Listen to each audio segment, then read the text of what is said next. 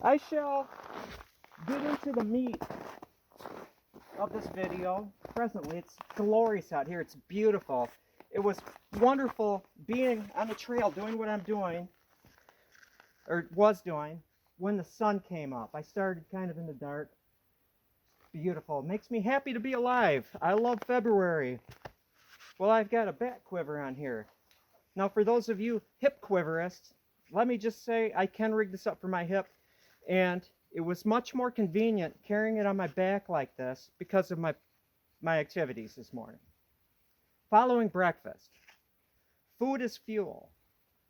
I want to give props to Michelle McDaniel, and that's why her name is in the title of this video.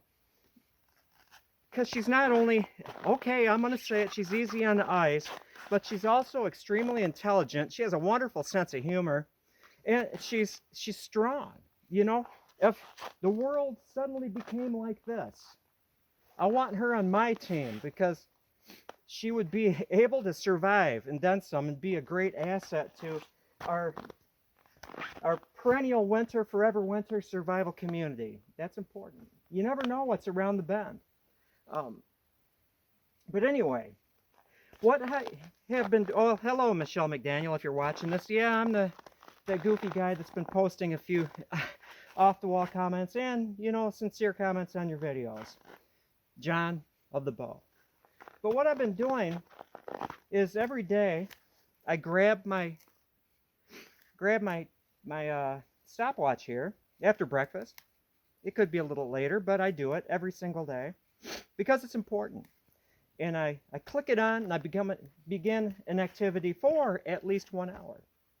And I will go out and I will ride this time of year my bicycle, be it the beach cruiser or my antique mountain bike, the old Ross Bear Mountain, for at least an hour, usually with bikes an hour and a half.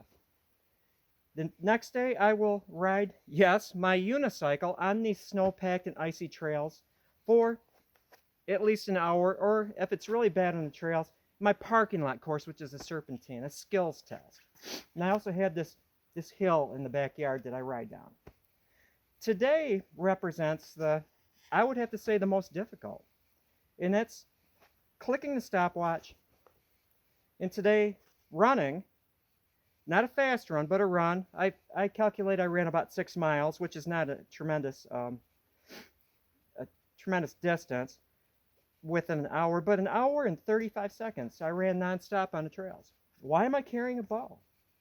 Well, it's great motivation if I feel like, I'll just do it 45 minutes or 50 minutes or 30 minutes. I look down at this bow and I think about the people that lived by this and how important it was not only to have the ability to make things that helped you defend and feed yourself, but their food was fuel. They had the physicality. They didn't have this mindset, which Michelle McDaniels is actively fighting and doing a good job, that you can be fit and healthy at any weight. You can be 600 pounds and be fit. You know, or else the people that are saying fitness trainers are Nazis, or the diet society or whatever they say is all part of the patriarchy and it's meant to keep us down. You know, I have to say, I'm not gonna talk too much longer here. You know, I'm gonna enjoy this day and not let my mind get trapped into all the weirdness that's happening nowadays. But it just seems as though a lot of the people that are claiming that I'm happy and healthy and I can't leave my chair, but I'm just living off of this junk food, and food is food. Calories are calories. There's no difference between a Big Mac and eating like lentils and quinoa. It's just calories, pure and simple. You know, it's child abuse. Some people are actually saying this. It's child abuse to make kids eat restricted diets, which, you know, in effect, when I was growing up, eat your liver and onions, eat your pot roast, eat your carrots and everything. It was cooked. We ate cooked food, so I was off to a good start. But saying it's child abuse to try to get kids to maintain their weight. But I don't think they understand. They didn't grow up in an environment where they they enjoyed moving. They weren't riding their bikes, they weren't running, they weren't swimming, they weren't climbing trees. They've lived their entire lives planted in front of a screen, you know, just eating Big Macs and French fries. So they don't understand the physical joy involved in moving. And, you know, I have to say that no matter where you're starting from, you can always feel a little better. I'm just saying, not all of us are lucky enough to have, you know, decent joints, you know, or have like a decent cardiovascular system or whatever. Decent, I'm saying. I'm not spectacular. I do okay. I'm 59, but I try. I'm gonna forego that pleasure of eating a pizza for breakfast when the only pleasure is gonna be about when I'm putting it in my mouth, and then I'm not gonna feel good the rest of the day. I'll forego that pleasure. As an example, this morning, mash up an avocado, mix it with this fermented cabbage I ate. I haven't eaten it yet. I'm gonna have a banana, an apple with some peanut butter, and finish my coffee, get my second cup of strong coffee. And it's just that. You owe it to yourself to feel as good as possible, and you can get over this hump of thinking I'm not gonna have fun if I'm not eating all this rich food.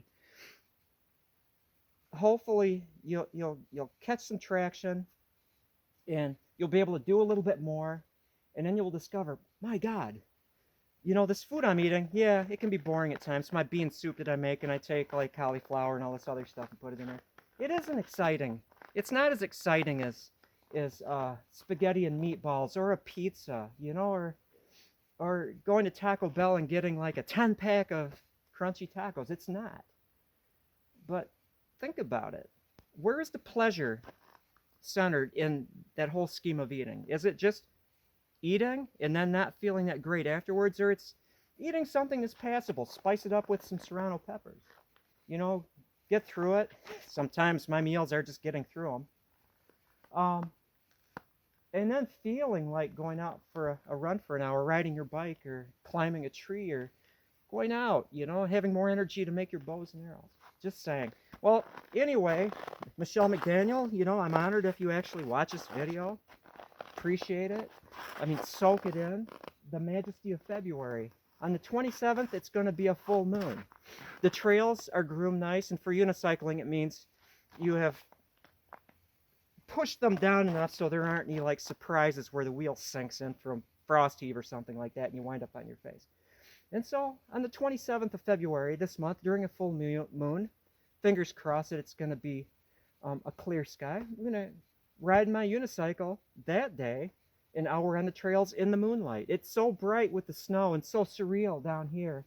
The ice is blue and it's just silent, like you're the only person on the earth. As difficult as it might be if it's 0 degrees at 11 o'clock at night in February, to get out, ride a unicycle for an hour on trails, once you get out that door, it is worth it. It's just like eating right. You discover, oh my gosh, I am so fortunate to be able to partake in life in this manner. And to quote Chief Dan George, and I believe Little Big Man, I reference that movie again, thank you, Creator, for making me a human being. And trust me, I'm very sincere in that. Thank you for the ability to be on this ice pack, looking at this beautiful frozen lake on this day, February. I think it's Saturday. I appreciate this. I appreciate this. Thank you for making me a human being. Have a good one. Have a great day. And today, my friends, is the first day of the rest of your life. Just think about it. Go from this and watch a video on something fun like downhill mountain biking or skiing or snowboarding or riding a unicycle or bicycling or anything, swimming.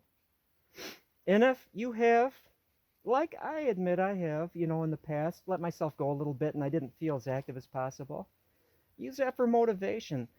Look at the joy in their faces. Think about how great you're going to feel if you trim down a little bit and you can do these things too. Be a participant in your life. Be a participant.